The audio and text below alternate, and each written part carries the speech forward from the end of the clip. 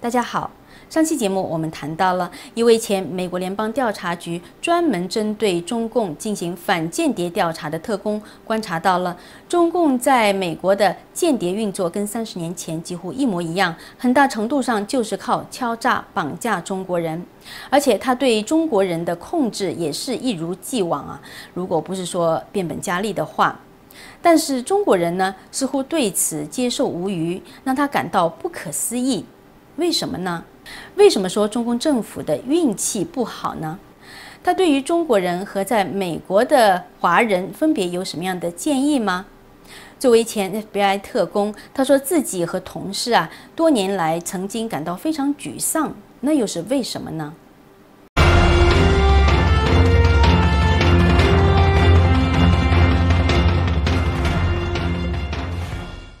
？What is so interesting to me is that here we are 30 years later or more, it's still the same. The Chinese government still, as you started this whole conversation by saying, they still use propaganda. They still exercise, almost absolute control over people. And I kept saying to myself, and even my fellow agents said, when they get a taste of freedom, the Chinese people will yearn for it. They will be the ones to decide what happens. But we were all wrong. Because the government is as strong, if not stronger, than before. And I'm thinking it's right up there with Chairman Mao, Mao Zedong, you know what I'm saying? As far as the totalitarianism that I see there. And so it's interesting to me that the Chinese people are so bright, and yet why do they, or how does the government exercise such control over them? 作为前联邦调查局特工，LaRae Quy说，美国在应对中共方面其实也是几十年来没有什么变化，一直到了川普这样一个非传统型的总统上台之后。Donald Trump is the first United States president in decades that has actually stood up to the Chinese intelligence service and the Chinese government. And so whether or not that's good or bad, but I will say it's because he has been much more aggressive than any of his predecessors for decades in calling out China. And it's been unfair. They have been stealing, the Chinese government has been stealing the American businesses blind for decades. And one president after another was afraid to really confront this. And Trump came in and said, I don't care, this is wrong. And so administration is very much in support of law enforcement cracking down. 他说，以前 FBI 起诉中共间谍比现在要少得多，是因为当时的联邦法官非常的弱。联邦法官的上司就是司法部长，而司法部长的老板呢就是总统。所以，因为以前的总统在这个问题上态度软弱，就像多米诺骨牌，一级一级往下就越来越弱。There is a lot of frustration among those FBI agents working Chinese intelligence, watching them just walk away with bucket loads of proprietary information, and companies would decline to prosecute. LaRae 说，当 FBI 去找这些被盗窃了智慧财产的公司的时候，很多老板都不愿意起诉，说他们不想要负面的公众形象，与其是冒着会影响他们股东的风险，他们就觉得不如就让这些间谍拿去吧。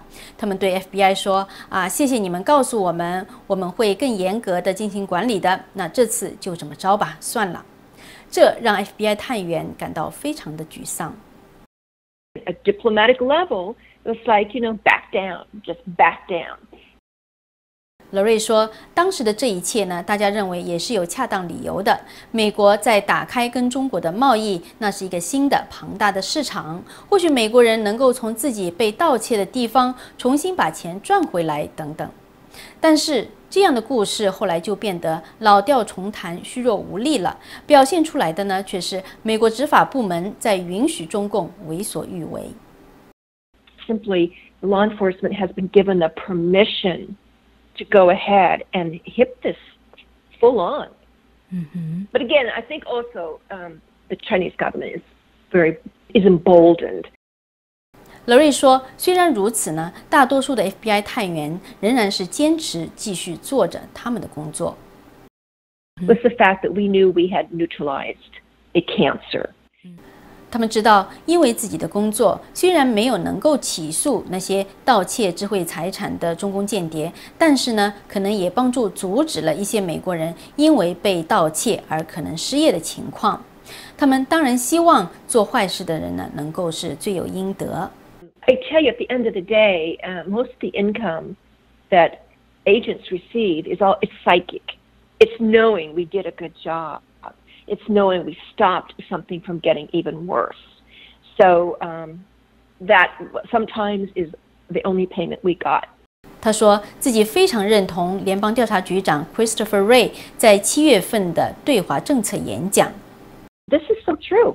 And I tell you something, nobody has been willing to talk about this.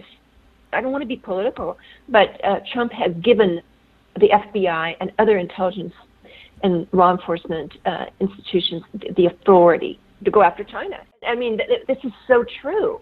Everything he's saying. 所以可以这么说，中共当局运气不好，碰上了川普这么一个他们本来以为更加容易对付的美国总统。那么，对于中国人几十年来居然一直容忍自己被中共如此控制，LaRae有什么样的看法或者建议呢？ Well, you know something. They have to want it themselves. Chinese people have to want it. Now, you've got the two Chinas going on right now, and those in Hong Kong know what true freedom feels like and what it looks like.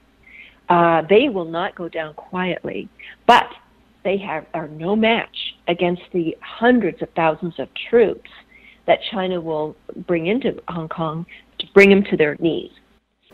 他觉得在这2个中国里呢，香港人民是更有动力去反抗专制，但势单力薄。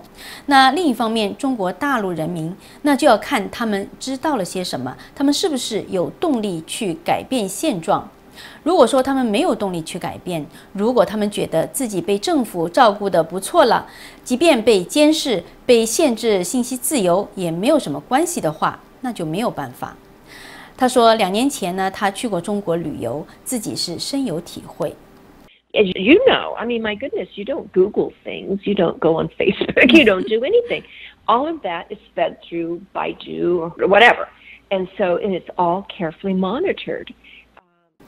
他很清楚地记得有一次经历，当时中国好像是正在发生一个重大的事件，具体是什么呢？他记不得了。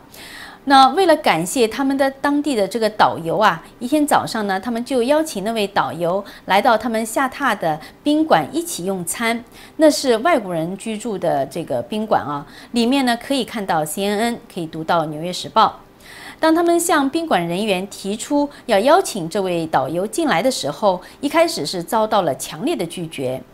那他们就说，假如需要的话，我们可以额外付费。其实按照规定，他们不用再付钱了。终于呢，这个导游最后是被允许进来了，跟他们一起用餐。那这个导游他就拿起一份这个《纽约时报》的中文版，看到了对当时中国发生的那件重大事件的报道，把他给吓坏了。因为很显然呢，他从当地的这个中国媒体上面根本就没有看到这个新闻。We realized then at that point, we thought we were doing him a favor by treating him to this amazing buffet breakfast, and actually, I think for him it was a very difficult experience. 所以 LaRae 认为，要改变现状的话，得需要中国人自己首先觉得想不想要改变。而对于海外华人来说呢，他觉得那些被中共国安胁迫当间谍的留学生也好，访问学者也好，华裔移民也好，首先就要想清楚自己来美国的目的到底是什么，值不值得为了创建一个新的生活而出卖自己的一部分良心。It's hard to be a good citizen of more than one country. So if you're American, that's who you are now. You're American. It's a prioritization. Again, you get down to values. And it doesn't mean you turn your back. I mean, LaRae 说，其实自己是有亲戚在英国和德国，因为那是他 LaRae 说自己呢有亲戚在英国和德国，那是他的祖父母移民来到美国之前的母国，所以呢，英国和德国是他的这个根啊，也有他的文化遗产在那里。他说自己是不会放弃的，会一直珍惜。但是呢，他现在是一个美国人了，而他的先生呢是生长在英国的，最近刚刚入籍美国公民，所以他也是面临着一个选择。Again, you choose your values, right? You choose what's important to you. And again, once you're clear on that, other decisions are pretty easy, or become much easier to make, let's just put it that way. LaRae 从 FBI 退休之后呢，就开了自己的顾问公司，专门做领导力和加强心理素质的培训 ，strengthen leadership and mental toughness。他说，加强心理素质实际上跟你自己选择的价值观很有关系。他鼓励大家，你要想一想，你选择的价值到底是什么？什么对你最重要？那一旦选定了什么价值之后呢，你前面的道路就会清晰了。所以一个人一定要选择好自己的价值，否则的话，没有价值取向的人就没有主见，很容易被说服、左右摇摆，被选中当间谍，或者是做对自己不利的事情。好，今天呢就跟您分享到这里。如果您喜欢我的节目，就请点赞、订阅和分享走入美国频道，并点击小铃铛，选择接受提醒通知。那么，在新的视频一出来，就可以第一时间观看了。感谢您的收看和支持，我们下次节目再见。